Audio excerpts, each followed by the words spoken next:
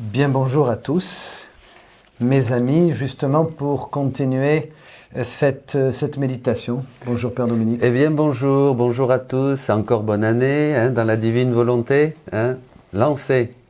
Voilà, alors on continue cette méditation. Comme nous l'avons fait, rappelez-vous donc, il s'agit d'une lecture continue du livre 11 de donc cette méditation du tome 11. Luisa Picarreta, à travers ce livre, justement, nous avons décidé un peu dans ces programmes. Que vous pouvez trouver, vous pouvez le commander à www.sainterosedelima.com, donc notre site où il y a des textes aussi, des enseignements, et voilà, tout est disponible. Voilà, alors notre souhait, notre désir n'est rien d'autre que de pouvoir faire une lecture commenter, je dirais, méditer, d'essayer de comprendre ce message que nous trouvons très pertinent. Pour notre temps. Pour notre temps, je dirais, qui s'éclaire aussi à travers toute la spiritualité chrétienne catholique, historique. Nous le verrons précisément dans ce texte, dans les textes que nous allons lire. Enraciné dans le catéchisme. Enraciné dans le catéchisme, le magistère, fidèle, encore une fois, à ce que l'Église catholique enseigne, et c'est ça qu'il y a d'extraordinaire et de lumineux, et c'est bien la raison pour laquelle nous avons fait ce choix ensemble, donc, et pour vous tous, de continuer à méditer ce que nous considérons, c'est vrai, comme Jésus le dira à Louisa, comme un cadeau merveilleux pour notre temps. Un cadeau, et pour continuer de ce que tu disais, nous disposons, c'est un don, le don de la divine volonté nous dispose le cœur à une certaine ouverture qui permet une accélération, si on peut dire, du processus de divinisation, de la grâce à l'intérieur de nous. Il y a une grâce qui est donnée, qui nous libère beaucoup plus vite des passions, de l'égoïsme, de beaucoup de choses qui sont humaines, dans lesquelles, nous le disions dans le programme espagnol, où nous devions lutter avec deux volontés. Il y a donc une ouverture qui permet une accélération de l'action de l'Esprit Saint, qui achève toute sanctification. C'est pas magique. C'est pas magique. Mais il faut bien reconnaître que c'est ce grand cadeau. La sainteté des saintetés, c'est une parole que l'on retrouve dans le livre du ciel, justement, que Jésus dira, la sainteté des saintetés, parce que c'est adopter, prendre, accueillir, laisser en nous la divine volonté qui va agir. Donc c'est une relation filiale, c'est une attitude de fidélité, de confiance, renouvelée tous les jours. Renouvelée, ou comme dit Jésus aussi dans un passage, le serviteur va chercher à faire la volonté de Dieu, ça va être difficile, il va vivre cette lutte dont parle Saint Paul au chapitre 7 de la lettre aux Romains, les deux volontés qui vont s'affronter, certains saints, même héroïques, oui, 7-21, même certains saints de manière héroïque vont arriver à une grande vertu, mais ils devront se jeter dans les épines, dans la neige, comme Saint François, pour lutter. Tandis que dans la divine volonté de Jésus, il y a une grâce qui consume les passions, vraiment, puisqu'il y a une grâce particulière, et surtout, on peut vivre dans l'intimité du Père. Le serviteur écoute ce que dit Dieu, ce que dit son Père, et essaye d'accomplir ses œuvres, tandis que le Fils vit dans la divine volonté, il est dans le palais, et on peut beaucoup plus se dédier à donner des baisers, des caresses et des je t'aime, dit Jésus, à notre Père du ciel. C'est-à-dire beaucoup plus profondément enfoui dans le mystère de l'amour trinitaire. C'est entrer dans la vie filiale, c'est vraiment la réalisation de notre baptême. Ce n'est rien de plus ni de moins que cette grâce immense, il faut vraiment le redire, les communiquer aux uns aux autres, de ce qu'on a reçu par la mort et la résurrection du Christ, c'est-à-dire la grâce du baptême qui fait de nous des prêtres, des prophètes et des rois, enfin ce que nous disons sans être trop compliqué, mais qui nous rend pleinement fils. Tout ce qui est au Père est à nous, et c'est à nous de nous en saisir, de les prendre, ces grâces suspendues, comme on retrouve, que nous avons à prendre, à accueillir. Toutes ces bénédictions qui sont dans le Christ Jésus. Bien sûr, parce que la volonté de Dieu, et ça c'est l'accomplissement de la prière du Pater que nous redisons plusieurs fois par jour, c'est que la volonté de Dieu, cette volonté veut, c'est pas qu'elle est, c'est qu'elle veut et qu'elle va se réaliser sur la terre, et la terre, c'est notre humanité, c'est-à-dire en nous, dans cette terre qui est notre humanité, cette volonté divine se réalise dans tout ce que nous faisons, cette terre qui n'est pas si misérable que ça, qui est notre vie. C'est merveilleux. C'est merveilleux. Et pour terminer, c'est le plan de toute l'économie de Dieu, tout ce que veut Dieu, et le catéchisme l'affirme, c'est conduire la créature à la pleine et parfaite unité de la vie trinitaire, de la bienheureuse Trinité. Nous avons ça dans les numéros 500 et quelques du catéchisme de l'Église catholique. 521. 521. Vous pouvez le reprendre, 521. Pour la vie de Jésus, reproduire. Jésus nous fait revivre, reproduire tout ce qu'il a vécu. 521. Alors, on va à cette lecture, parce que là, on commence, là, ça y est, on s'emballe. On s'emballe déjà. Ça chauffe dans la divine volonté. Oui, on s'emballe. et puis, je crois que c'était bien aussi pour bien présenter, resituer dans le plan du catéchisme, de la vie chrétienne quotidienne, de tous nos actes, tous les actes qu'on peut poser, du magistère, du savoir, de tout ce que nous avons jusque-là. Il y a vraiment une continuité. Alors, nous sommes donc au 28 février 1912, dans le tome 11, le signe qu'on aime que Jésus, comment ceux qui aiment Jésus sont unis à lui. Je lis.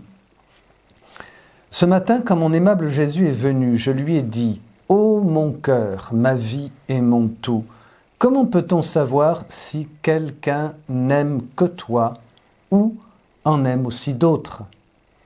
Il me répondit: ma fille, si l'âme est remplie de moi jusqu'au bord, au point de déborder, c'est-à-dire si elle ne pense qu'à moi, ne cherche que moi, ne parle que de moi et n'aime personne d'autre que moi, il semble que rien d'autre que moi n'existe pour elle et que tout le reste l'ennuie.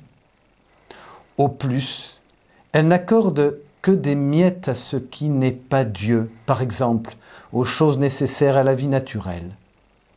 C'est ce que font les saints, c'est ainsi que j'ai fait pour moi-même et avec les apôtres en donnant que des indications sur quoi manger ou sur l'endroit où passer la nuit. Oui, c'est ça. Là, c'est très important. Alors évidemment, il faut être conscient que ces affirmations pour le monde, tellement plongées dans le matérialisme et à la recherche du plaisir, c'est une vraie folie. Certains d'ailleurs peuvent écouter et dire mais pourtant, Jean-Jacques, on est fait pour ça. Et c'est le seul chemin du bonheur. Je me souviens qu'un jour, j'avais lu un article, un passage de ce grand spirituel qu'on compare au Saint Jean de la Croix français, l'abbé de Lage, Robert de Langeac, et il disait qu'aimer Jésus, c'est n'avoir qu'une seule pensée, qu'un seul désir, et cela continuellement. Ça m'avait marqué, j'étais jeune novice. Oui. Alors, c'est important de le dire, de le signaler, parce qu'on serait tenté de croire immédiatement, mais non, mais ça c'est impossible, on ne peut pas être fixé. J'entends encore des remarques, mais non, on ne peut pas toujours être fixé, il faut être attentif. Comment on peut préparer la soupe comme ça, ou écrire, ou faire quelque chose qui suppose un effort mental, et c'est souvent la question qu'on entend. Et ce n'est pas la bonne question, parce que la bonne question, c'est justement, c'est comment s'interroger, comment être avec lui, laisser Dieu remplir.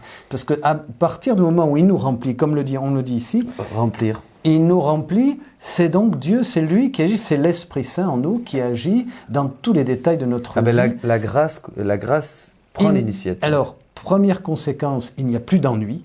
Il n'y a plus d'ennui. Il n'y a plus d'ennui. Deuxième conséquence... Quand on s'ennuie, justement, c'est qu'on est sorti. Qu'on est sorti, oui, tout à fait. Et puis, on n'est plus dans le plan de Dieu, donc plus d'ennui. Et deuxièmement, les choses naturelles, comme le dit ici Jésus, les choses, comment on va manger, comment ce qu'on va faire, les choses quotidiennes, concrètes de notre vie, ont une autre dimension. Elles sont prises, absorbées dans cet agir continuel, cette fidélité que nous avons à l'acte de Dieu, cette volonté de faire. Nous sommes à la fois dedans, mais sans y être complètement absorbé, esclave. Et attaché. Ça ne veut pas dire qu'on vit dans les nuages. Non, on est bien dans le concret, etc., mais sans en être attaché. Moi, je dirais qu'on est plus même dans le concret, parce qu'il y a des gens, quelquefois, qui vous disent « Ah oui, non mais attention, il faut être réaliste, il faut être ici, on est sur Terre, il faut avoir les pieds sur Terre. » Et c'est vrai, c'est vrai. C'est vrai. Mais moi, je dirais que, justement, par le fait d'être absorbé par les tâches ménagères et les choses terrestres, sans Dieu, sans donner cette priorité à Dieu, qui nous promet que si on cherche d'abord son royaume, nous aurons tout par surcroît, on vit dans l'illusion. C'est-à-dire, on vit dans l'illusion parce qu'il y a une déformation de notre relation au réel, il y a une distorsion même de l'imagination qui nous fait vraiment mettre une grande priorité dans les choses de la vie quotidienne et on n'est plus dans le réel. Il n'y a que l'expérience spirituelle et la relation à Dieu qui nous permettent d'avoir une vraie relation au réel et la preuve, c'est l'amour fraternel. C'est-à-dire que nous allons, si tu n'aimes pas ton frère que tu vois, comment aimeras-tu Dieu que tu ne vois pas? Et c'est là, et l'amour fraternel, ça implique l'amour. Ça demande l'amour de Dieu qui nous permet d'incarner dans la relation à l'autre, mais aussi dans la relation à toute chose. La vraie vie, c'est la vie en Dieu. Amen. La vraie vie, c'est la vie dans la divine volonté, dans le divin vouloir de Dieu. C'est la vie fidèle à la parole de Dieu, c'est la vie de disciples missionnaires pour être fidèles à ce synode que nous vivons dans notre région. C'est la vraie vie en Dieu. C'est la vraie vie. Et les choses matérielles, et Jésus donne cet exemple, c'est très beau, qu'avec ses disciples, ils se contentaient de dire, bon, ben, on va dormir là-bas, allez, prenez l'âne ici, et puis si on vous dit quelque chose, dites, c'est le maître qui en a besoin, préparez la chambre au cénacle, allez chercher des pains. Bon, les choses de la vie de toujours, c'est pas qu'on... On ne va pas passer pendant 3 heures à tergiverser sur qu'est-ce qu'on va manger à midi ou qu'est-ce qu'on va acheter aux enfants pour Noël, tout ce monde matériel qui nous bouffe l'âme, on peut le dire Jean-Jacques. Donc les choses matérielles vont être, bon ben voilà quoi. L'âme, la tête, le corps, les pensées, les conversations, en tant que tu dis ça, parce qu'il faut le dire, je ne peux pas m'empêcher de penser dans des conversations, des rencontres parfois familiales à table, le temps qu'on passe, enfin c'est mon point de vue. Mais je partage. Mais j'ai une amie qui me l'a dit. Le temps qu'on passe à parler des bons plats et de la nourriture et des traditions, etc., ce qui est une bonne chose en soi. C'est très bien. Mais comment vivre pleinement ces choses de la vie naturelle, et croyez-le bien, ceux qui nous parlent sont aussi des gourmets, etc.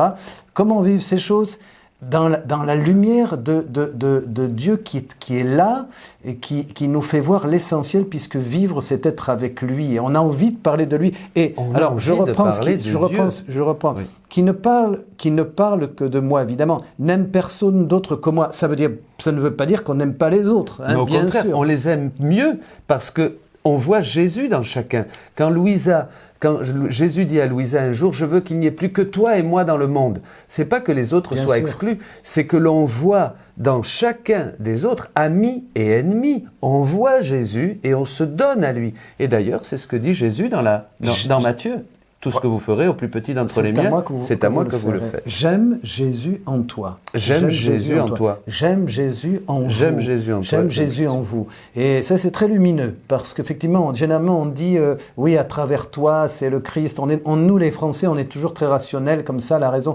Mais j'aime Jésus en toi, quand il s'agit de pardonner à quelqu'un qui t'a offensé, vous verrez, faites cette expérience très simple, mais je veux, alors je dirais, je souhaite, j'aspire vraiment à aimer. J'aime Jésus en elle, en lui, qui peut-être m'a offensé dans telle ou telle chose. Je me souviens du témoignage, pardon pour terminer, de cette mère de famille, un grand-mère même, qui me disait, après avoir fait cette rencontre avec Jésus, je ne supporte plus ces repas où avant j'aimais ça et on se retrouvait avec des amis, on parlait de choses et d'autres, de politique, de nourriture et de nos voyages et tout ça. Et maintenant je m'ennuie à mourir. On ne parle pas de Jésus dans nos repas.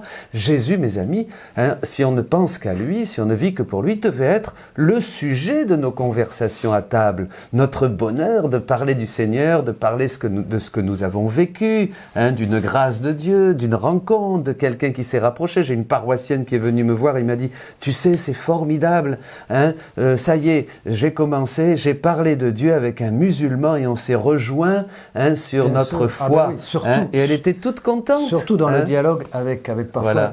un musulman, va tout de suite, c'est facile de communiquer à Dieu pour peu qu'il soit spirituel, tout Voilà. à fait, qu'il soit. Mais ça c'est vrai, c'est bon. Mais Plein c'est de la vie, témoignages. c'est la vie de tous les jours, c'est bien d'insister là-dessus, parce que c'est le concret de notre vie, encore une fois. Avec Jésus. Et moi j'insiste à quelque chose qui t'est cher aussi, c'est la vraie vie de disciple missionnaire, La vraie c'est-à-dire, vie de je veux dire, c'est la réalisation de la grâce du baptême que nous avons reçu. Si nous passons notre temps à autre chose, c'est-à-dire ce que nous disons, c'est toujours le fruit de notre pensée. Chercher les choses du ciel. Si nous parlons de choses qui sont automatiquement loin de Dieu, alors ça ne veut pas dire que... Il faut voir, ça veut dire que qu'est-ce qu'on pense ? On passe son temps à penser à tout un tas de choses qui sont... Ça ne veut pas dire que Dieu est étranger au bon plat, que Dieu est étranger à la manière de les préparer, etc., aux traditions. Tout ça vient de Dieu de toute manière. Enfin, comme je dirais, il y aurait beaucoup de choses sur ce thème. Nous sommes ce que nous pensons. Oui, voilà, bien dit, effectivement. Mais chercher les choses du ciel. C'est la réalité, comme dit saint Paul. On continue donc dans ce passage très riche.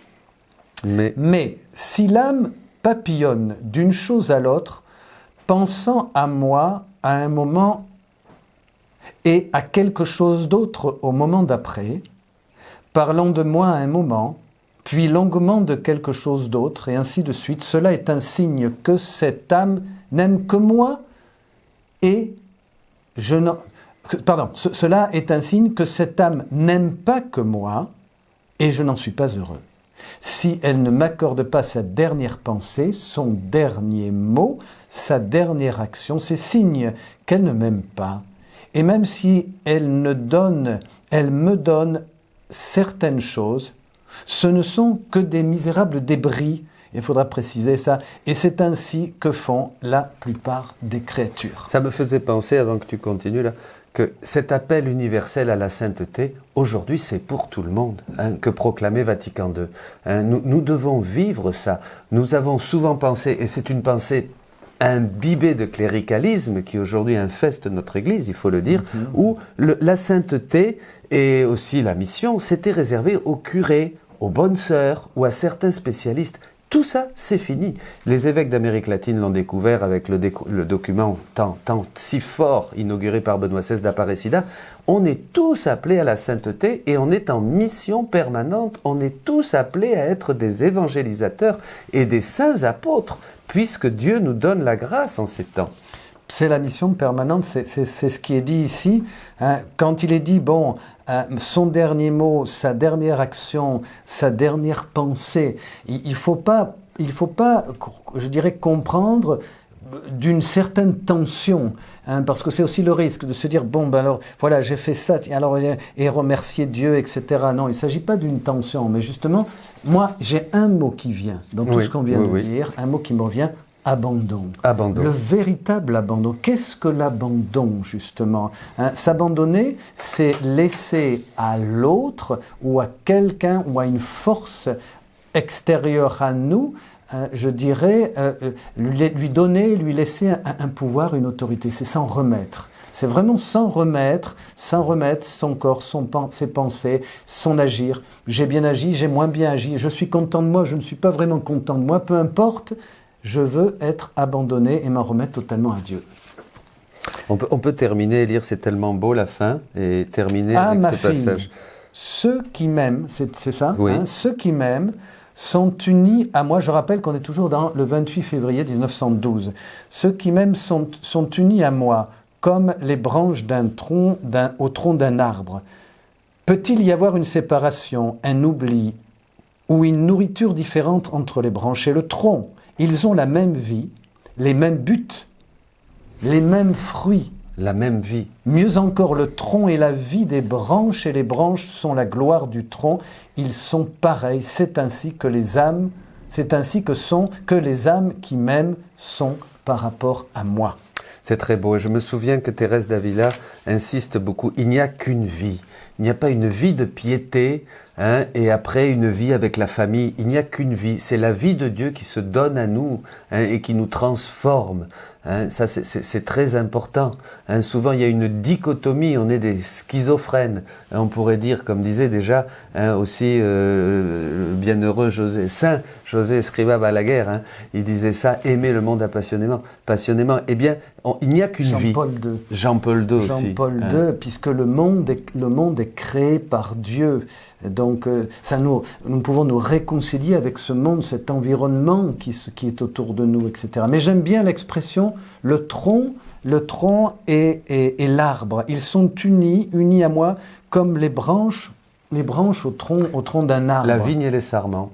Hein, la vigne et les sarments, la communion, et c'est la même nourriture, c'est-à-dire que ce qui est extraordinaire, c'est que ce qui alimente le tronc, hein, cette sève qui alimente le tronc, c'est la même nourriture qui alimente les branches, qui alimente les branches et donne du fruit. Et donnera le fruit. Et Jésus dit que qu'est-ce qui est le plus important? C'est pour ça, il dit même que la vie dans la divine volonté est plus importante que la rédemption.